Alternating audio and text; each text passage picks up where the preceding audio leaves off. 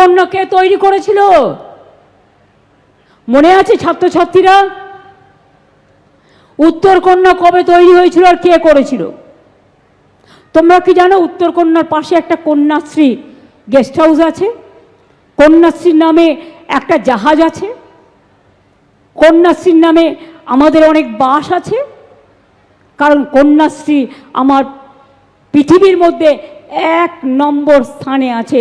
United Nations public award দিয়েছিল কন্যাশ্রীকে, সারা বিশ্বে প্রথম হয়েছে। মনে রাখবেন, জলপাইগুড়িতে বিশ্ব ক্রীড়াঙ্গন কেন্দ্র তৈরি করা হয়েছে। উত্তরবঙ্গের জন্য নতুন করে জঙ্গল সাফারি করা হয়েছে, বেঙ্গল সাফারি তার নাম দেওয়া হয়েছে। 2টো গ্রাম ডুবে গেছিল তিস্তার জলে,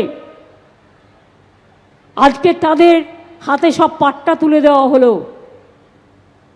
এবং সেই 2টো জায়গার নাম, মেজুয়া একটার নাম ছিল, আর একটার নাম ছিল লালডং চুমুকডালি।